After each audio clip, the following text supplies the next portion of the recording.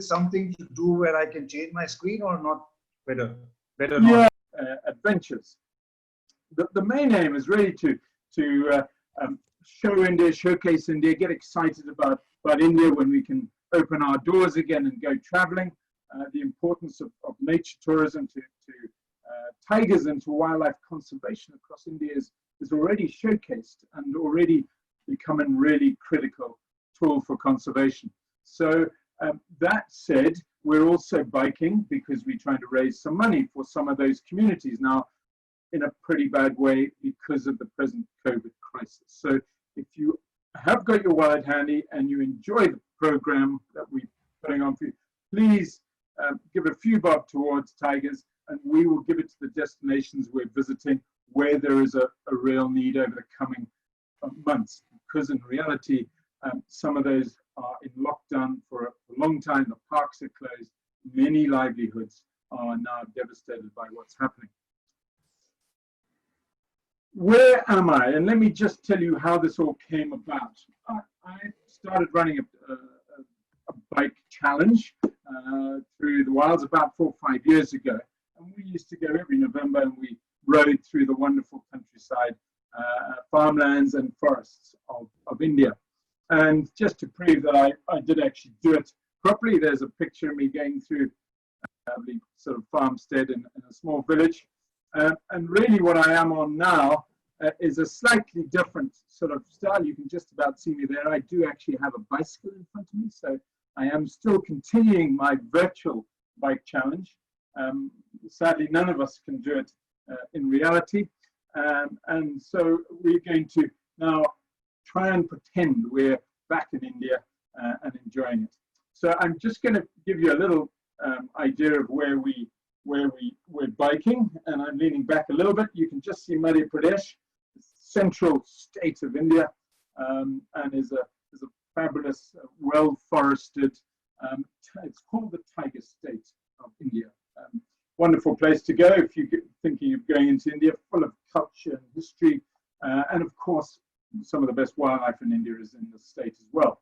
So that's effectively where I'll give you a little slightly better idea if we take that Madhya Pradesh map there. And just over here, down here, is the Pench and the corridor going to the other yellow star there, which is Kanha. So right on the edge with another state called Chhattisgarh.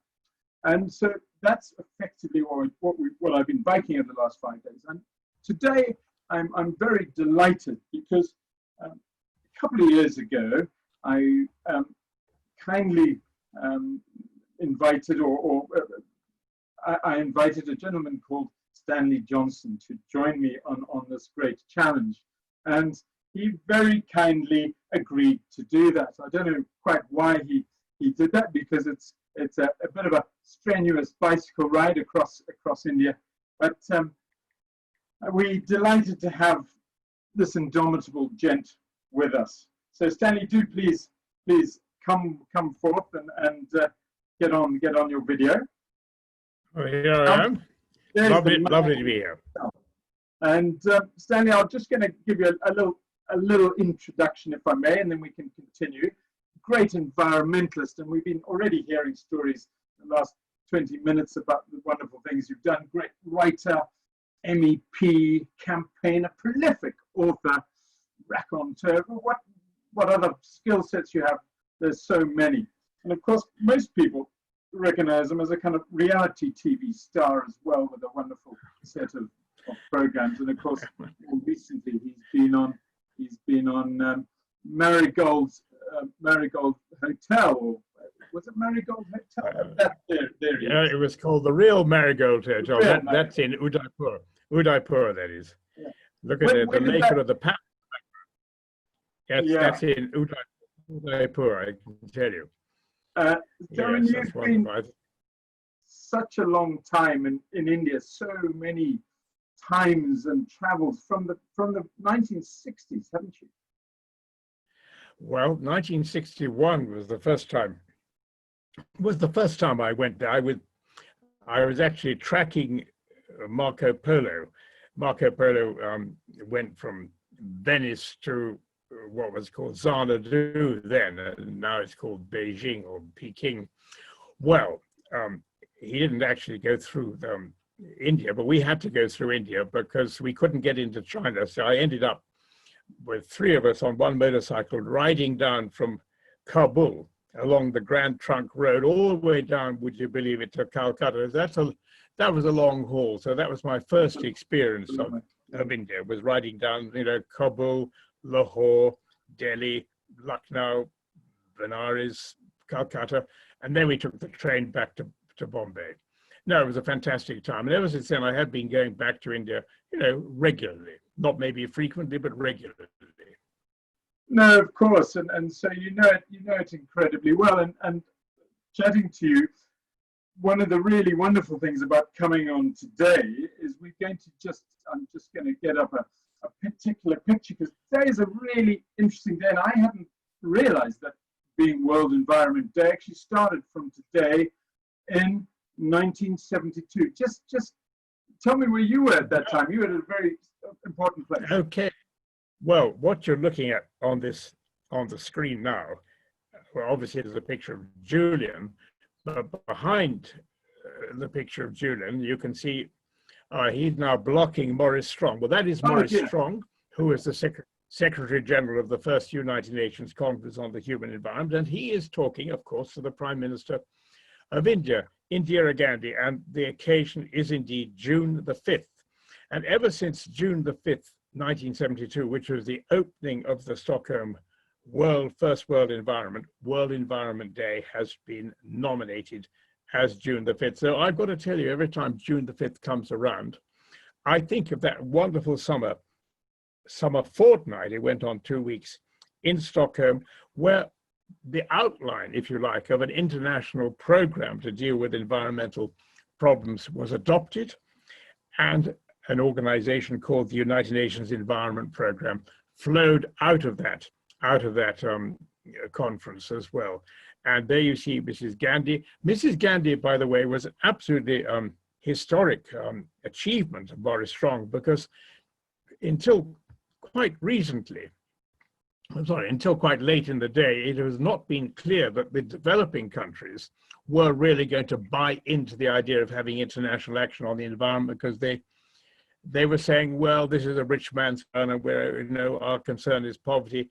And Mrs. Gandhi came to Stockholm and she said, the war against poverty and the war for environmental progress, these are two inseparable objectives. And I think that has been absolutely recognized. And of course, in 1987, which was 15 years later, you had the report of the Brundtland Commission and the whole concept of sustainable development, which is where we are now. So yes, wonderful to be here as you were virtually today, and wonderful to be able to memorize and to record Mrs. Gandhi's presence. That's a wonderful way to introduce today, and thank you for recalling that.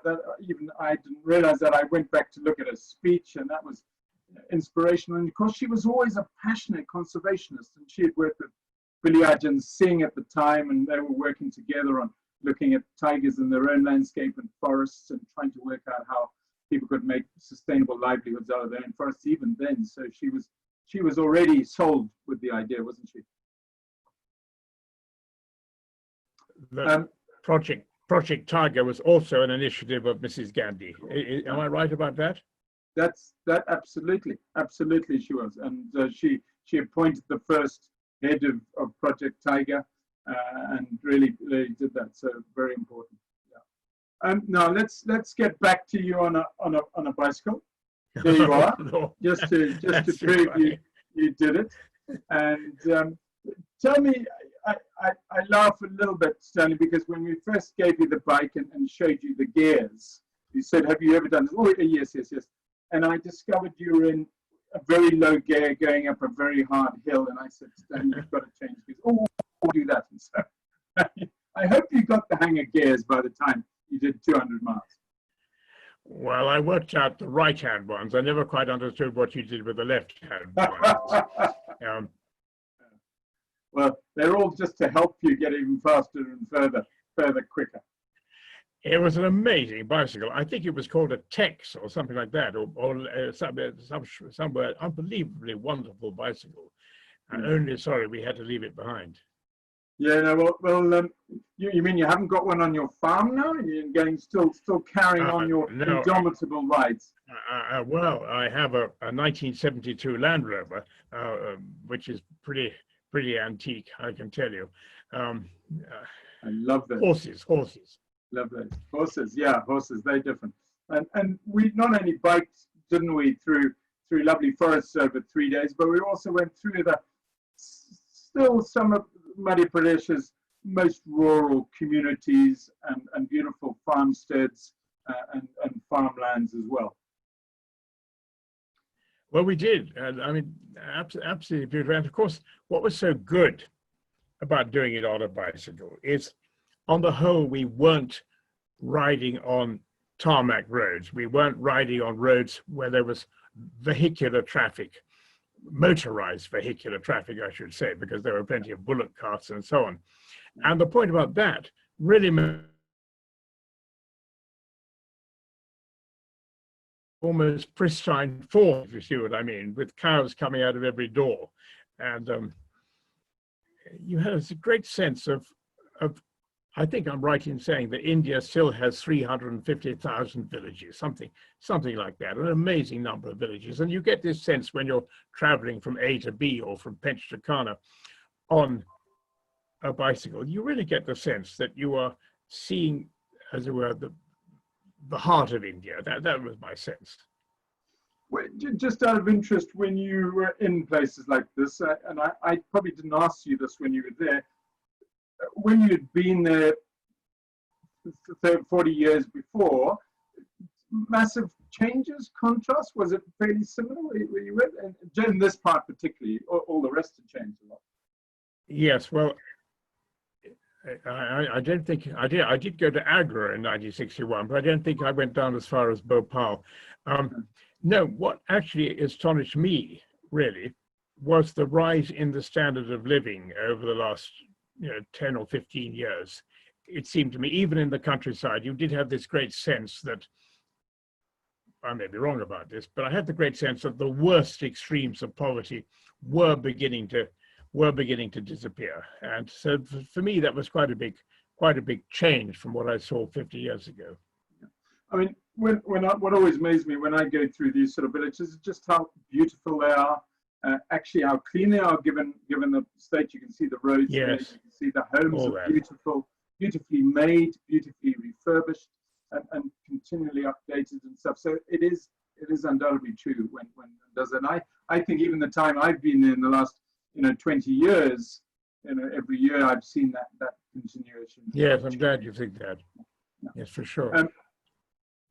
The wonderful thing we always find, and it's interesting when you were filming in Udaipur and as well, the amount of people who just love to watch in India. They just love to see what's going on. And we found this all the time, didn't we? Well, we did. And of course, they gathered around Julian. Julian has this irresistible, irresistible. Don't give me that at all. Irresistible presence. I remember. No. I remember. Julian, we came up with a politician. Do you remember he was trying to become a politician? I remember. He was a politician. He was a member of the House of Representatives. Was he? I was trying to get back in again, or trying to continue to keep it. Okay. Yes, that's it. He was looking for re-election. He was, and he was also looking for some good photo calls with your good self, if I recall. He's probably wheeling those out in India right away and saying, "Look, I know the Prime Minister." Anyway, so that was a lot of fun, and I had to put this one in on our jaunt here, and I suppose we gave it to you as a shirt of oh my Lord! Look at that! I Can can't believe this. Oh, this is the most extraordinary. It's me wearing this. I love it. That's very funny. It's a skeleton. It's a skeleton dress. tiger dress, a tiger skeleton. Good heavens. Well, no, it's we gave it to you because you were at the back for a morning or something. Oh, And we always called you the tiger bank, you see, because that's you earned that. tiger.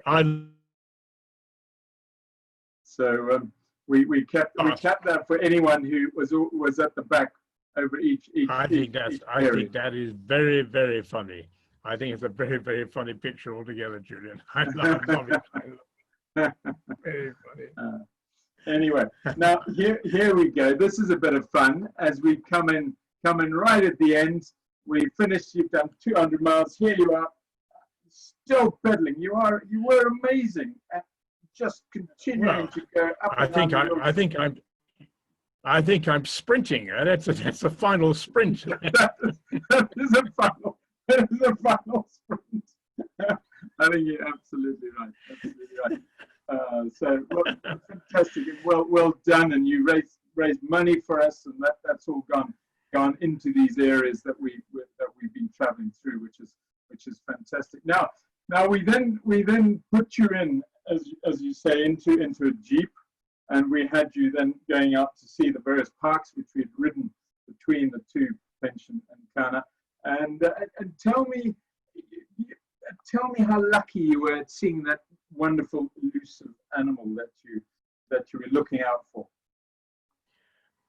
Yeah, well, what I can see is some baboons. Is that right? Yeah, what am I? so you can only see that, because that's the only thing I saw with you, if I remember rightly.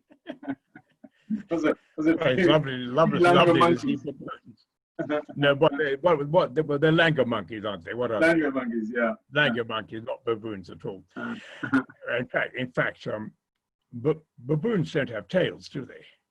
Well, baboons, exactly, and mainly baboons are in Africa, which I think is exactly. Well, those langur monkeys were very wonderful. I've got to say, we may not on that occasion have seen tigers, but I have seen tigers on several other occasions during my time in India, and just the sheer joy which I felt, during these walks, during the bicycle rides through the park. It was wonderful, absolutely wonderful, and well done you, Julian, for organising, and well done, Tigers for Sustainable Tourism. That's a terribly important idea. Well, that's kind of you to say that, and it was the sort of basis on which I set up my organisation. Was actually one of the key conservation tools in any field directors is how to use tourism, how to use it so that it can be a conservation tool, and the finances, the economies behind it can be used to power up. And of course, India has been unbelievably successful at using tourism to save its tigers, and they've doubled the numbers since I started in 2004, which is a great credit to India, a great credit to the Forest Service, but it's also a great credit to travelers who want to go and spend time and hard-earned money in these areas, and most of it, as you know, Stanley, is not done by you and I as borers, as foreigners. Most of it is now domestics going to see their own wild heritage, which is even better and more sustainable. Well, yes, in terms of the numbers, at the turn of the last century, I'm talking about 1900, the year 1900. As I recall, there were about 100,000 tigers in India, or something like that. General consensus, yeah.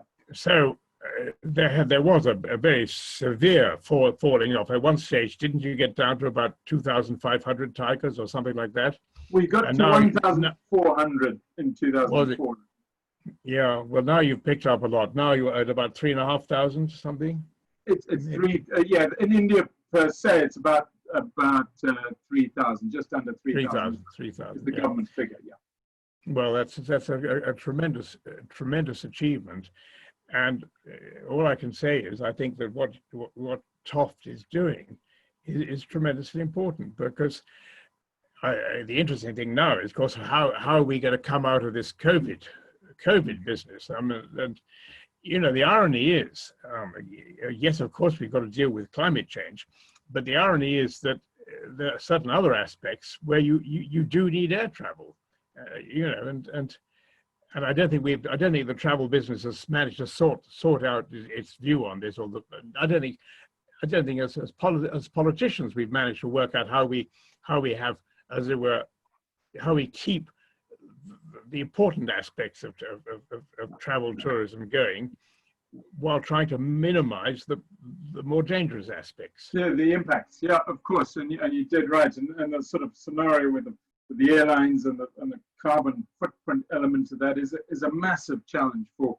the nature travel industry, of which I'm a part, and which I built my career on, of course. So we're all getting to grips with that, and maybe this has come as a big kick up the ass in terms of let's get this sorted, let's work out a much more sustainable format for travel and tourism. And people have always said it's a kind of right, but I've always believed travel and tourism is really it's a privilege. It's not a right. It's something that only 1 in 5 people around the world can do, and we really have to do a better job and make it more sustainable. Well, I mean, thinking about this today in England, and I'm speaking from England here, I think we're having the first day of horse racing, and people are paying to view, if you see what I mean. And maybe this is going to be a new aspect of tiger tourism. Yeah. Switch on and you can see Julian talking about tigers. I think that'll come like that. Yeah. You don't have to go to the airport. You don't have to wear a mask. Just pay $20, and you'll see the. And we'll give you help. Hopefully, my technology might be a bit better by then. I'm looking at the picture behind you, Julian. I do see a tiger. Is that a tiger? It looks like a tiger. You do. Now that, Stanley, I hate to tell you, was on the trip prior to your one, so we did see tigers on that. Anyway, sorry to miss that one. Stanley, we're gonna now get in the back of a Jeep, and we're gonna go for a lovely Jeep drive. And I'm going to now bring in Karan Modi, who lives and works in Kanha, and there he is.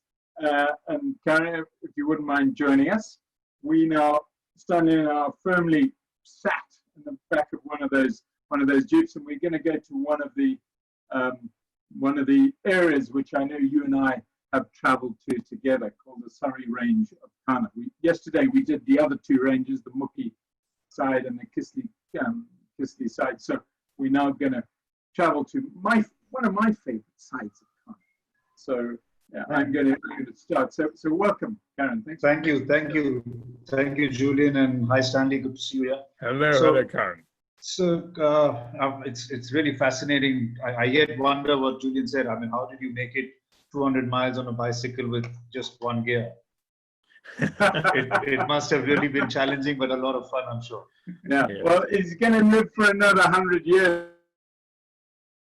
And if you ever did it again, then obviously you're going to see how much easier it would be for you if the gears work fine. No, I think we'll have electric bikes by then, Stanley. Sure. Take us through Surrey. We're now moving into Surrey to me is very special to my heart because it's the northern area of Kanha. It's only opened up for tourist activities and safaris approximately around 2007, 2008. Before that, if you go back in the time, I mean, times when you were coming, I don't know, when was your first visit to Kanha? Probably 2000. Yeah, something like that. Yeah, so I mean, I think in those days it was not open, but much before that, in the olden days, there was a lot of logging and cattle grazing and all these things which are obviously happening in these areas. Like if you can see behind Julian, there's this beautiful meadows. A lot of rolling hills behind him, and that's pretty much all of Surrey which you can see there. And at sunrise, this is what you see. But at the same time, in those days, the forest department really managed to pull up stock and do a great job in taking care of the logging and getting cattle out of the park, and nature has really bounced back fantastically. And for us, it was great because you can go. There were very few people who took permits to go there because it was a new area. You got to really, you had to work hard to find your wildlife. It was nobody knew it. Even the guides who've been there for 30 years did not know about it. So it was exciting because it was. I mean, when Julian came, I almost pleaded Julian, saying, Julian, we're not going to go to the other areas. Please come and see this new area, which is spectacular. You're one of the few jeeps over there. You're not in the crowds, which is a privilege in these days. Yeah. Undoubtedly, I remember that so well, and I particularly remember, the big sal forests, and then suddenly it opened up to those gorgeous. Yeah. That's the most beautiful thing about Surrey, that it's so playful. It's I call it a mixed deciduous forest because it's got patches of dry, it's got patches of good moist sal forest, and then it's got massive open grasslands. So it really gives a very playful effect. And then you've got lovely streams where you can cross through on your jeeps. So you're pretty much into these streams, which is lovely. You can get some, for birding, it's another rare privilege. Because so as we talk and as we drive, we've kind of the mist has come up, and as you know, here's the Barasingha, the famous 12 points. Bara being 12, if I'm correct in Hindi. Yeah, there was a time, in fact, Stanley, Julian, I'm sure you know, and Stanley, you might know as well, that the numbers of these animals were really plummeting really low down. And then project, like you were talking about Indira Gandhi starting Project Tiger. Project Barasingha was introduced in Kanha to save this species from extinction. The numbers really went down below 100 individuals. Luckily, the department again has done a fantastic job. The numbers are now doing fantastic. There are more than 600 to 800 individuals. So, and a very, very beautiful animal, to see and to see their behavior. And I was amused, Stanley, you were saying you not dissimilar, your red deer on your own property this morning, 60 of them. Yes. Wow. Well, there's some red deer there. No. Yeah, that's the red deer of Kanha, you mean? Yeah, they're the red deer of Kanha. No, isn't that they amazing? look very similar. They do indeed. Yeah, so the ones you're seeing obviously behind Julian are the females with some young ones. The one before was a male. So they are really beautiful animals, and the project really did very well, which is great. And the good thing about Surrey, I realized over years, was it was hard work to find tigers, for example, because a lot of people obviously end up coming to see the stripy cat, who's very famous and magnificent. But when you found one, and when you got to spend a little bit of time, the behavior you got to see was exceptional. Because it is one thing to see an animal and tick it off, and it is something to be able to get some time with it and see some nice behavior that the animal does. Now, and because there's a stream, sorry, Julian. No, Karan, so there's a stream which is called the Sulkum Nala, which is really famous. And I usually say it's the lifeline of the park, because it starts high up in the hills in the park and goes all the way meandering pretty much across the whole park. And being a lifeline, because water is life, as we all know. So, it just makes a lot of animals move towards there. A good number of tigers use that as an area in their home range. So in fact, I've heard from Julian and yourself at some point that you were not so lucky to see a stripy cat in Kanha. And no, I have to try and find you one whenever you're next there.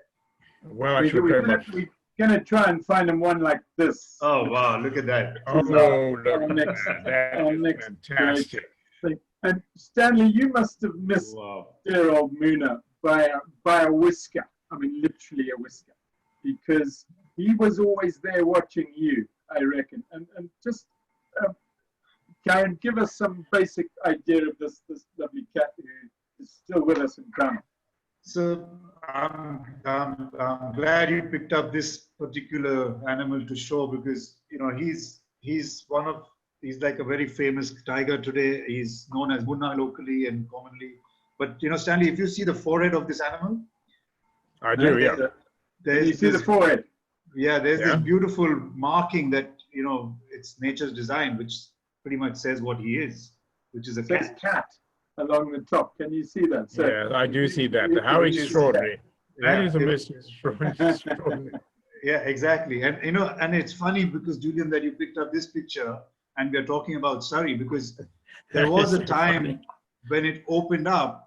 The park opened in, I think, Surrey opened in, I think, 2008 or 2009, and I remember seeing a big male tiger for the first time in Surrey, which was pretty much towards where you go for breakfast in Surrey, just before that. Wonderful story. And Julian, and- can you move just to one side for a second? I want to take a picture of the cat. yeah, No, I move the other way. okay, well, I can only move this way. There we go. That's it. That's great. Uh-huh. Fantastic. so it was, you know, and I'm Come not back. even sure, Julian and Stanley, that, you know, I I can saw have a a break. tiger. He was a male tiger, but I'm not sure if it was the same one. My gut feeling is it was him who we found in those days in 2008, 2009 in that area, and then of course he, you know, dominated the entire park at a point. He's Yeah. really been a show creator for everybody who's Wonderful. come to Kanha. Wonderful picture. And Yeah. a lot of fun. And of course, one of my other Oh, favorite, wow. which we don't always see, is the wild dog. And to me, one of the most exciting creatures to see in a Look jungle. at that. because he's Absolutely. always up Absolutely. and about. He's always running around. He's excited. He's fun to watch. He's always on an ambush. He's always Now, this is very interesting. Julia, I've seen wild dog in Africa. Is it the same breed? Is it the same breed? Well, I'm going to leave the naturalist to tell us that one. Karan. It's not. I wouldn't say it's the same breed, Stanley, but because these guys have a very the way they communicate. Firstly, is they don't bark or yet they whistle while they communicate, and their behavior of hunting is very similar to their. It looks very like the ones I've seen in Africa. Yeah, The ones in Africa, I think, are more spotted, if I'm not wrong. yeah, they Or look stripes. fairly Yeah, different. they are. They definitely have And I that. think these probably are a little more like the red foxes, but much bigger and a much more bushy tail. Because if you see the one lying down or the one sitting at the back, the black is obviously their tail, which is quite big and bushy. Yeah, of Yes, course. I see that. And they are really ruthless hunters. I mean, like African wild dogs. I mean, I've never been to Africa. Devastating. Of the stories that I've heard and I've understood, it's Yeah, just very, very similar behavior, but a very beautiful dog. Beautiful creature. The And then coats are beautiful.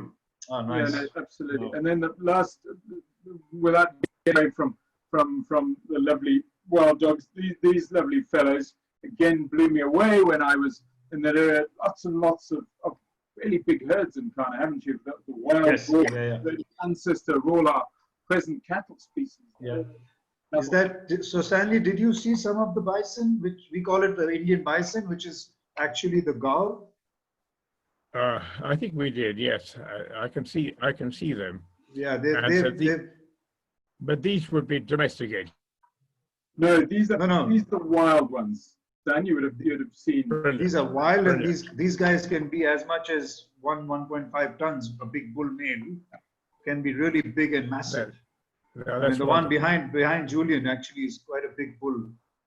Yeah, fantastic. And fantastic coat, and you know, and what really fascinates me all the time is that, you know, you see all these massive big creatures, but they're all mainly grass or leaf eaters, like, you know, elephants or bisons, and it's just fascinating to see how. And if you see the carnivores, they're pretty much eating the smaller things, or deer and stuff like that. Yeah. But undoubtedly, these big males are the most magnificent things to see. No, it's a wonderful picture. When they're fighting, they tense up like a sort of what are those fighters and wrestlers and things like that. And it's just the muscles they have they never actually fight each other. There's a lot of mocking. There's a lot of mocking. I actually interpret that in a little different way. I think, you know, they sort of give a mock to each other to sort of estimate the power of each other, and then they respect the fact that I don't want to mess with you because I know I'm going to lose or I'm going to get injured, so I might as well back away. Yeah, of course. Yeah. And the one. Sorry to move on. Only we've got a short space of time left, really. Sure. Bird life in India is amazing, and you can go there and spend your whole life just doing the birding. There's one of my favorite, the black-hooded oriole, and I know that there's a number of other. I mean, I can't remember 400 or 500 species. How many species can you get in Kanha alone? And certainly in the Kanha alone, you could average we say about 200 to 250 species. And again, like in Surrey, because there are fewer jeeps, it makes it easier to do some good birding. Good birding. Yeah. And so, whenever we have a guest who's a bit more keen on birds, we try and take them there. Of course, they want to see cats as well. So what's nice is to get a good mix of things rather than be very tiger-centric. Yeah, they're very good. And to get off the jeep and go and do some walking, so leave some time in your itinerary to go walking, to do all that sort of stuff in the farmlands, because often there are lots of birds in there, but also in some of the forests on the fringes, in the buffers, in the reserves, because actually you do some fantastic birding. So we've come to the end of our wonderful game drive, sadly. We've seen tigers, Stanley, on this game drive. Stanley, that's the best he could get you. So, as you say, you've always got an open invitation with us to come back and enjoy it from any number of us that we'd love you to do that. But I'm just going to take very quickly the last few minutes just to do a little bit more about us. This is actually Karen's lodge, a lovely boutique four-bedroom lodge called Flame of the Forest, interestingly enough, which is where that lovely rose ring parakeet is actually perched on. That's the Flame of the Forest tree, and this is their lovely lodge. And so it's a fantastic way right on the Banja River. I've actually picnicked, if I recall, on that Banja, or even in that Banja River, if I remember rightly. So there's one option for any travellers keen to go. There's a number of other lodges.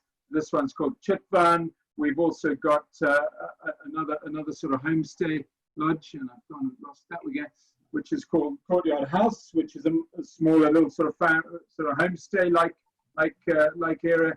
And then there's the Kanha Earth Lodge. Now we put these up because these are all eco certified. We have gone there, we've done the work, we've checked them out. They're the best lodges you can do in the Kanha. So doing a lot for communities like Karen's Lodge. Really important that travellers, if you want to go to these places, please look for the PUG certification. It's a really important mark to travel well, to travel with the best lot. So I really just want to thank our guests very much for their involvement. Karen and Stanley, thank you for being wonderful travelling companions. Wonderful meeting you, Stanley. And lovely to meet you, Karen. We'll hope to see you in Kanha. Hopefully, I shall be incarnate. Incarnate. Yeah, exactly. So please, anyone who's still with us, links to the Facebook page. If you want to have a look at those areas, go on our website, which is toughtigers.org. Download a guidebook. I write a guidebook to wildlife travel across India and Nepal. Feel free to do that. And next week I'm going to be up in Bandhavgarh, so another tiger reserve for further north, and I hope to join you, keep you informed of what's happening in India. Yeah. Thank you both. Jules, can I just pop on a minute? Yep. We've had some questions while you've been talking. Questions? Yeah. Hi everybody, I'm Deb Mason. I look after the social media for Jules. The first question we've got is, when do you think the next proper Bite for Tigers will take place in situ? That's a very good question. So I would love to say it would take place in November 2021 now, sadly. Okay, and the other question we've got is about Dole. Is it the dogs, the wild dogs? Dole, yes. Yeah. This is probably for Karen, I think. So somebody said they witnessed a sighting and a pack of 13 and a kill, and they're just wondering how the numbers are doing now in Kanha. Nice question. I think the numbers are not bad. I think what happens is what I've realized over my few years there is, when the tiger population is doing well, the dogs try to keep a little away, because obviously these predators don't want to try and confront each other. So what they try to do is they try to see if a pack of dogs realize that there's good tiger movements in a particular area, they will probably use another area. So, and obviously we don't have the entire park accessible. So then sometimes you don't see them. But if you don't see them, doesn't mean that the population is not doing well. So I personally think the population is quite healthy. It's growing time and again. And of course, if you see too many dogs, you might be probably looking at a time when there's a tiger population which is a bit low. Yeah. Or leopards. Or leopards, yeah, exactly. Yeah, if you know what I mean. So, and even bears, for example. I mean, there are sloth bears which are in the park, which are like black bears, which also make a difference. Which so we didn't mention. Good, Debs. Any more from you there? Any more coming? No, that's it. But I'm sure we'll have some more pop up. So if you're there now and you're watching this as a replay afterwards, please do put your questions up, and we will pass them on. Yeah, lovely. Lovely. Thank you. Thanks so much, Deb. Thanks so much. Thank you, everybody. Thank you. Bye, Bye-bye. everybody. Goodbye. Goodbye. Take care. Be safe. Be strong. Bye. Bye.